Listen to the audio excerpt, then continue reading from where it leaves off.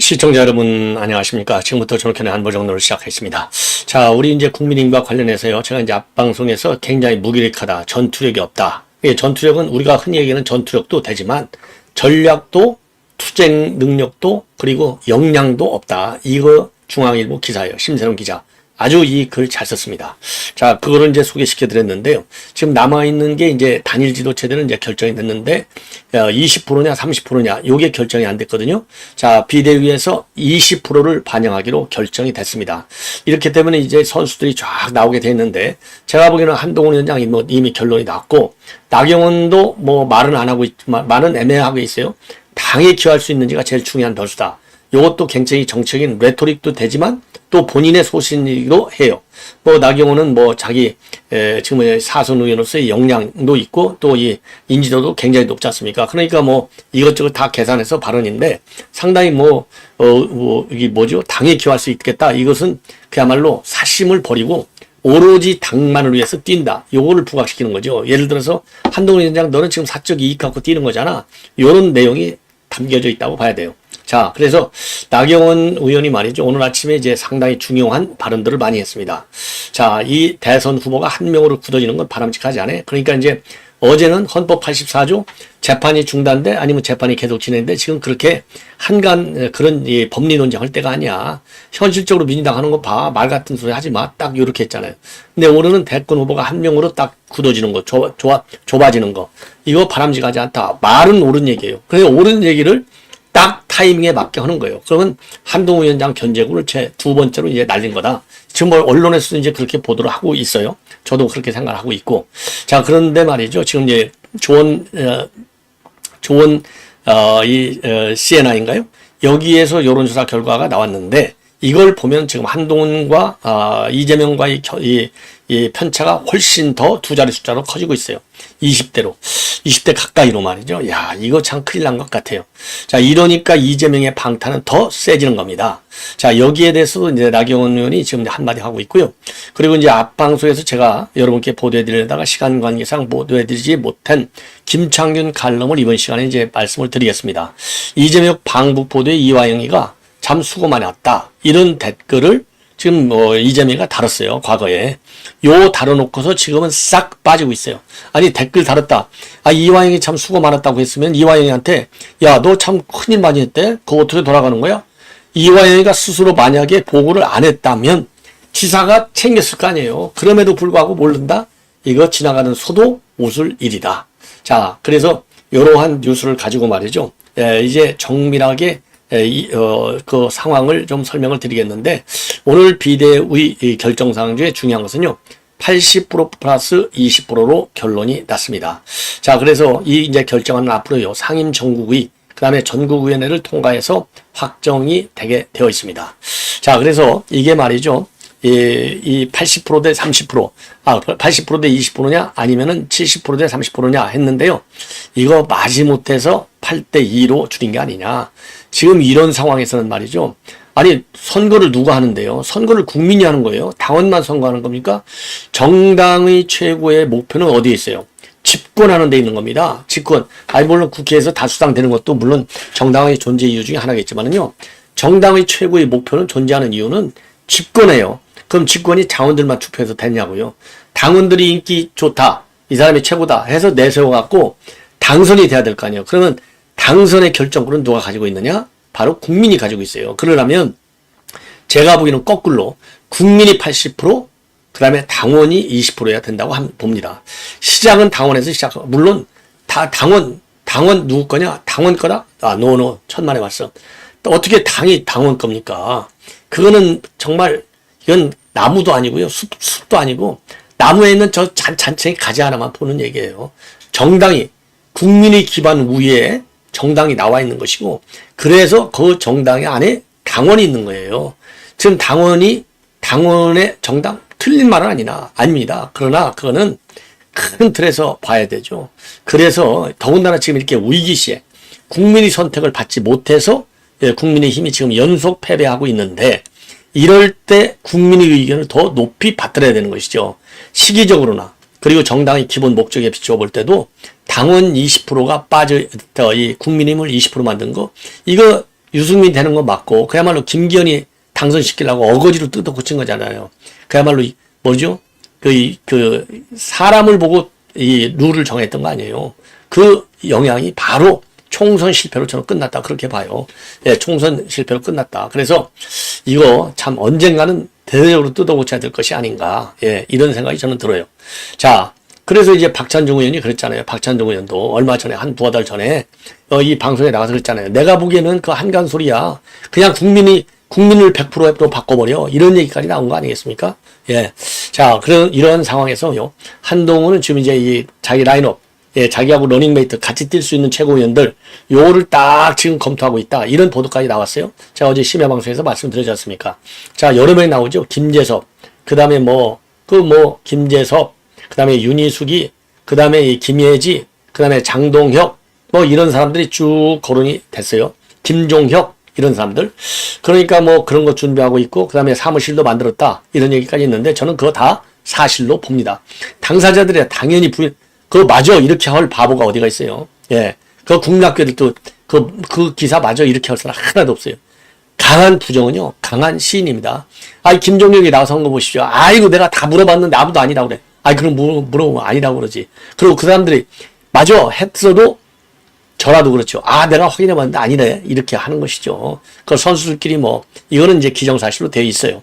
그러다 보니까 지금 문제가, 김재원 전 최고위원도 오늘, 지금 이제 TV, 방송에 나와가지고, 지금 출마는 기정사실로 하고 있는데 당연히 선거에 나올 것으로 예상한다. 옳은 얘기, 이건 만인이 다 얘기가 그렇게 하지 않습니까?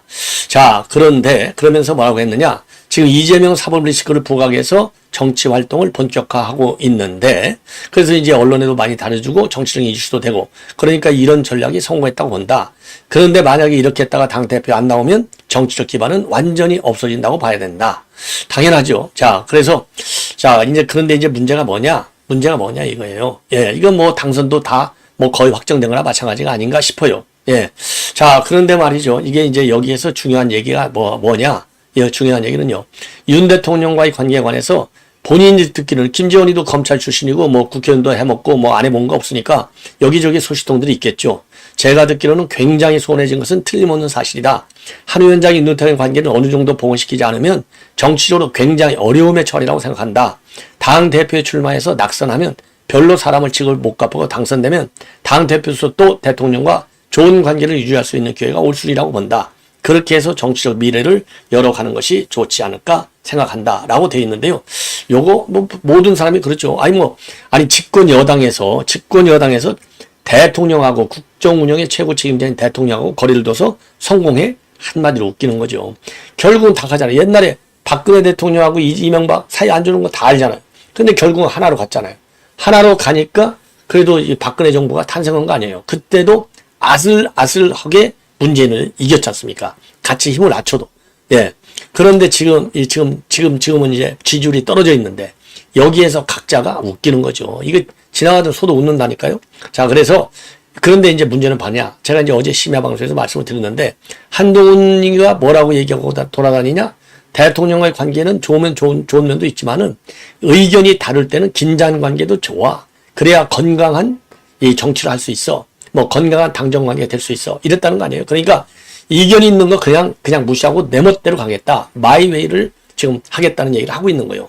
마이웨이 이거 잘못하는 것이죠. 그리고 나오기 전에 지금도 이미 버스는 출발해서 가버렸는데 지금 해도 진정성이 의심을 받아요. 자, 그래서 윤 대통령이 지금 이제 더구나 마침 이제 해외 순방을 마치고 이번 주말에 이제 돌아오면 적극적으로 이 화해 제스처가 아니라 화해 강한 의사를 표명하라. 그렇지 않으면 한동훈도 죽고 윤석열 대통령도 죽는다. 한동훈 위원장이 정치를 안 해봐서 그런지 또 맨 특수부 검사에서 거물들을 집어넣어서만 그런지 어떻게 좋게 보면 겁이 없는 어떻게 보면 좋고 나쁘고를 따라서 겁이 없는 것 같이도 보이고요. 그러니까 지금 이제 많은 사람들이 지금 정치판이 이렇게 가는데 총선 패배자가 나온 적이 없어. 나오지 마 해도 무대뽀로 나오잖아요. 무대뽀로 나오는 식으로 무대뽀로 무조건적으로 지금 화해하라. 다시 한번 얘기하고 싶습니다. 그게 말이죠. 정치인 한동훈이 중요한 게 아니라 인간 한동훈이 더 중요하잖아요. 지금 팬덤들이 글쎄요, 뭐 때문에 팬덤이 생겼는지는 잘 모르겠으나 인간이 안 되면 저는요, 이 좌파와 우파의 가장 큰 차이점은 누가 더 인간다우냐. 여기에서 저는 출발한다고 봅니다. 그래서 반드시 해야 되고, 요런 서로가 이제 이게 그야말로 등을 돌리고 있으니까 이 지지율에서 벌써 떨어지잖아요. 그래서 스트레이트 뉴스에서 저 의뢰한 좋은 CNI 여론조사 결과를 보면 편차가 더 벌어지고 있습니다. 그래서 이재명이는 40.7, 한동훈은 23.3. 그래서 이재명이는 0.4가 내렸고 한동훈은 1.3이 올랐다는 거예요. 이 오른 이후로 이제 출마한다 하니까 좀 오른 것 같고, 그리고 이재명이가 떨어진 것은 사법 리스크가 이제 전면 부각이 되니까 조금 더 떨어진 것이 아니냐. 그리고 조국이는 1.2 하락한 6.8, 이준석이는 0.1 내린 5.3, 그 다음에 원희룡이가 0.5 하락한 4.5, 오세훈이는 0.3 오른 4.3, 홍준표는 0.7이 내려간 3.7. 그러니까 홍준표는요, 지금 이준석만 또 못해. 그래서 홍준표도요, 더 이상 중앙정치에 개입하지 말아라. 예, 꾸준히 이럴 때 이걸 뭐라고 그러죠? 좀 조용히 있어라. 예. 그리고 그러면 민주당 지지층은요, 이재명 대표를 78.5, 조국이 7.1, 김동희 2.9, 이준석 2.5, 한동훈 2.1. 나머지는 의미가 없어요. 그리고 조국 혁신당 중에서는 이재명의 43.6, 조국이 36.4. 예. 이렇게 돼 있고요. 죄송합니다. 그 다음에 말이죠. 예, 국민의힘 지지층에서 보면은 한동훈이 57.7, 그 다음에 오세훈이 9.1, 원희룡 7.9, 이재명 7.1, 홍준표 6.3, 이준석 2.9, 그 다음에 안철수 2.8이 되겠습니다. 자, 그래서 여기서 말이죠. 이재명이가 78.5예요. 민주당 지지층. 그리고 한동훈이는 국민의힘 지지층에서 57.7입니다. 무려 20% 이상 차이가 나요. 요것도 윤 대통령과 각을 세우는 측면에서 점수가 안 올라간다. 이렇게 봅니다. 그리고 진보층은요, 이재명이가 68.3, 조국이 9.5, 한동훈 4.1, 보수층에서는요, 한동훈이 43.5, 이재명 19.35, 원희룡 7.9가 되겠습니다. 중도층도 이재명 40.6, 한동훈 20.3. 자, 여기에서 말이죠. 뭐, 진보층에서야 당연히 이재명 1등인 것이고, 자, 여기서 말이죠. 이 보수층이 한동훈 43.3, 그 다음에 중도층이 얼마냐? 20.3요. 이재명이는 40.6. 20% 차이가 납니다. 그래서 민주당 지지층에서도 지금 이제 78.5대 국민의힘 지지층 57.7, 21% 차이가 나고, 중도층에서도 20% 이상 차이 나고, 이런 것들도 윤 대통령과 각을 세우는 것이 점수를 따는 게 아니라 점수를 잃게 하고 있다. 이렇게 결론을 내릴 수 있습니다. 이러다 보니까 나경원 의원이 어제에 이어서 오늘 또 연일 두 번에 걸쳐서 지금 한동훈을 견제하고 있어요. 자, 그래서 이 지나치게 대권 후보가 한 명으로 굳어지는 것은 굉장히 리스크가 있다. 옳은 얘기예요. 예, 옳은 얘기. 자, 그 다음에요. 당권 대권 분리 규정 유지하는 거, 이거는 잘한 거다. 예. 자, 이건 뭐 한동훈 딱 겨냥한 거잖아요. 그래서 바로 어제 헌법 84조 해석 논란, 예, 요거 얘기하는 거, 어제도 이제 이거 말도 되는 소리 하지 마, 이런 얘기를 했잖아요. 지금 야당 하는 걸 꼴 봐. 예. 지금 완전히 무법천지로 만드는 방탄치는 거 보라고. 이거 의미가 전혀 없어. 이런 얘기를 했지 않습니까? 여기에 오늘 한 명으로 굳어지는 건 이건 문제가 있다. 요 얘기도 마찬가지로 지금 굉장히 중요한 견제구다. 예, 그리고요. 자기 본인의 출마 여부는 출마가 당에 도움이 되느냐 안 되느냐. 아, 이런 거가 제일 중요한 거고, 그리고 여러 가지 전국 상황도 다 맞물려 있다. 전국 상황이 어떻게 전개될 것이냐에 따라서 어떤 형의 리더십이 필요한가는 굉장히 다를 수 있다. 이렇게 생각을 한다고 밝혔고요. 국민에 필요한 지금 리더십과 관련해서는 민주당의 무도한 법치, 파괴행위에 대해서 단호하게 대응하는 한편, 그리고 여당이니까 얻을 것은 얻어내야 된다. 강원 전략을 잘 구성할 수 있는 리더십이 필요하다. 예.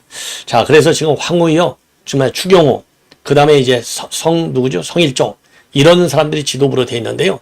무능하기 짝이 없는 정당이 아닌가, 이렇게 생각이 듭니다. 자, 이번에는요, 이제 드디어 김창균 관령을 소개해 드리겠는데요. 요 핵심은 뭡니까? 제목이요. 이재명 방북 보도에 이화영 수고했어요. 댓글을 달았다는 겁니다. 그러고 나서도 전부 다 모르고 있다. 예, 그 이화영이가 나 모르게 다 결제했다. 자, 이렇게 지금 이 방어망을 치고 있는 이재명이 한마디로 웃기지 말라. 이 얘기가 되는 거예요. 그래서 요 댓글만 보더라도 얼마든지 이재명이가 알고 있는 것이 아니냐. 이러한 비판과 반박을 하고 있는 건데요. 오래간만에 김창균이 오래간만에 좋은 얘기 했네요. 예. 자, 그래서 요 내용을 보면은, 자, 이화영이가 이제 유죄 받은 거가 결국은 이재명이 유죄다. 이건 뭐 여러분들 다 아는 거잖아요. 법조계에서도 모두가 다 그렇게 인정을 하고 있어요. 아니 이화영이 변호사가 그랬잖아요. 이화영이 유죄면 이재명이 유죄야. 이건 정치적인 사건이야. 딱 결론을 내렸지 않습니까? 자, 그런데 문제가 뭐예요? 지금 이화영이 지금 유죄 판결을 하게 된 것은 여러 가지 이유가 있지만 우선 방북을 하게 된 근본 저 동기가 어디서 시작했느냐? 이건 2018년도 9월 달에 평양 정상회담을 때 특별수행원으로 이재명이가 끼지 못하기 때문에 열불이 나서 가게 된 것이다. 그러니까 이거는 이재명이가 포기할 수 없는 카드였다. 이 동기만 봐도 이거 이렇게까지 자기가 다 자기 대선을 위해서 노리고 방북 대북 사업을 추진한 건데 이러한 정책 목표 탑 1인데 이런 걸 두고 이재명이가 이화영이가 하는 것을 전혀 몰랐다? 말이 안 된다는 거고요. 그 다음에 전화 2번을 해서 김성태 직접 대북 사업을 주인공 김성태하고 통화를 했는데 몰라? 이것도 말이 안 되는 것이고 그리고 이제 동영상도 나오고 사진도 나오고 진술도 나오고 빼박이에요. 빼박. 그래서 다 안다. 그게 유죄 판결한 것 아니겠습니까? 예. 자, 그래서 이제 이화영이가 평화부지사라는 자리를 이재명이가 평화부지사라는 자리를 만들었는데 이거는 전 지방자치단체에서 평화부지사 자리를 만든 것은 경기도 딱 하나밖에 없어요. 그만큼 이재명이가 평화부지사 자리를 중시하는데 그렇게 자기가 완전히 신설한 평화부지사 자리를 이화영한테 앉혀놓고 이화영한테 보고를 안 받았어?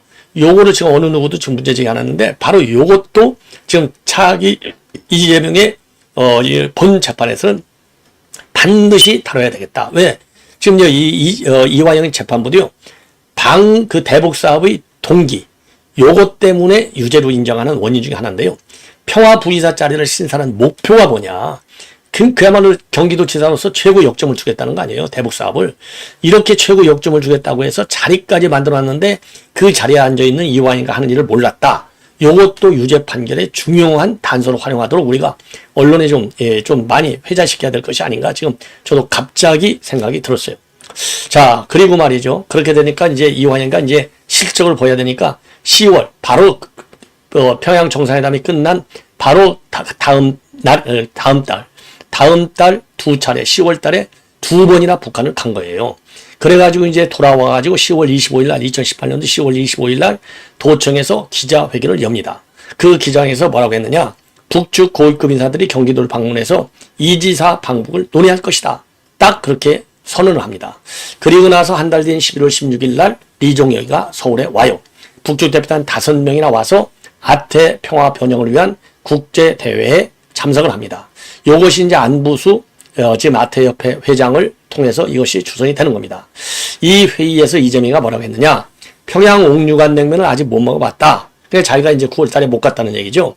그러니까 이종혁이가 경기도에 분점을 내서 내기 위해서는 북에 와서 한번 와달라. 방북 제의를 해요. 그러니까 이재명이가 육로로 평양을 가고 싶다고 하니까 그렇게까지 하면 너무 시간이 걸리니까 다른 길을 찾아보자. 이렇게 해가지고 다른 길이 이제 헬기 타고 평양 가는 거잖아요. 그리고 평양에서는 벤츠 타는 거잖아요. 그래서 헬기 벤츠 이거 비용으로 500만 달러 그 다음에 500만 달러 요청했는데 김성태가 너 돈이 없어. 그러면 걸려들어. 지금 제재도 있고 300만 달러로 타입이 되는 겁니다. 자, 요게 법원에서 인정을 받은 거예요. 300만 달러 전체는 인정을 못 받고 일부는 환치기가 됐으니까 230만 달러만 인정을 받고 요 230만 달러 중에서 200만 달러는 노동당으로 들어갔다까지 법원이 엊그제 이제 7일날 법원에서 인정을 했어요. 자, 그러니까 이제 그야말로 말이죠. 이것만 보더라도 이재명이가 요렇게까지 지금 평양 냉면 먹고 싶다까지 했고 구체적으로 지금 육로로 오면 안 돼까지 해도 들었는데 그걸 타결하러 그거를 섭상하러 다니는 이화영과 김성태기를 몰라? 웃기는 것이죠. 예. 자, 그래서 이게 이제 거짓말하는 것이 얼마나 심각한지를 다 안다는 거가 되겠습니다. 자, 그리고 말이죠. 또 하나 이제 요것만 봐도 알고 그 다음에 이제 이 칼럼의 내용이 SNS를 통해서도 이재명이가 얼마나 방북에 목이 맸는지 알 수 있다는 겁니다. 그래서 이화영이가 방북 직후에 기자회견을 연 2018년도 10월 25일 날 이재명이가 뭐라고 했느냐. 북고위급 4달 경기도국제회의 참석 이재명 방북 논의라고 하는 경향신문 보도 내용을 본인의 소셜미디어에 올렸어요. 그러면서 이화영 부지사님 수고하셨습니다. 요렇게 댓글을 달았습니다. 그리고 한 달 전인 2018년도 9월 달에는요. 이재명 남북사업 군물살 탄압, 이화영 방북론의 기사에도요. 이재명이가 지금 당장 할 수 있는 일부터 하겠다. 요렇게 내놨어요. 그러니까 자기가 일을 하겠다고 했잖아요. 여기에. 그리고 수고했다고 했잖아요. 그런데 요거를 갖다가 계속해서 팔로우를 안 했어?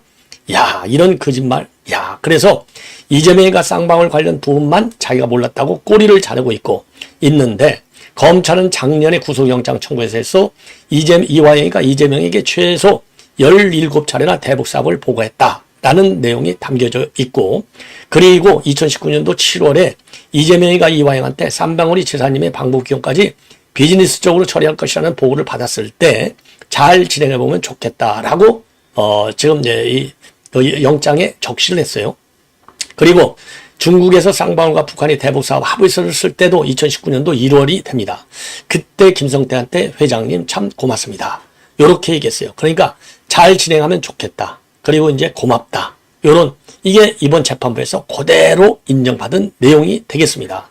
자, 그래서 104번이나 이재명이 이름이 이 판결문 360여 페이지 판결문에 들어가 있다는 것 아니겠습니까? 자, 그런데 이재명이는 뭐라고 검찰에서 오리발을 내밀었느냐? 이화영이가 나도 모르게 도지사 직인이 찍힌 소리를 만들었다. 그리고 소셜미디어에는 직인 찍힌 것은 기억이 없다. 도지사가 하루 결제가 몇 건인지 아느냐? 예. 자, 그러면서 이제 그게 말이나 됩니까? 불과 2년 전에 성남시장 때는 뭐라고 했느냐? 단돈 100만 원이 드는 사업도 내 결제 없이는 진행이 안 돼. 이렇게 자랑한 바 있어요. 자, 그런데 경기도지사 더 중책을 맡았는데 이거를 자기 도장 모르게 찍고 가? 그러면 이재명이가 이화영을 고발해야죠. 그렇잖아요. 이게 말이나 되는 얘기입니까? 그래서 이 평양 정상회담 둘러리 쓰는 것조차도 퇴짜를 맞으니까 북한행 티켓이 굉장히 절박했다. 그래서 하노이 결렬, 회담의 결렬, 코로나 사태라는 이중 장애만이 등장할 때까지 이재명의 최대 관심사는 방북이었다. 그런 사안을 이화영이가 이 지사 몰래 단독으로 처리했다는 것은 세상사 이치와 동떨어진 말이다. 이렇게 직격을 하고 있습니다. 아주 옳은 얘기라고 봅니다. 자, 시청자 여러분, 이것으로 본 방송은 마치겠습니다. 대단히 고맙습니다.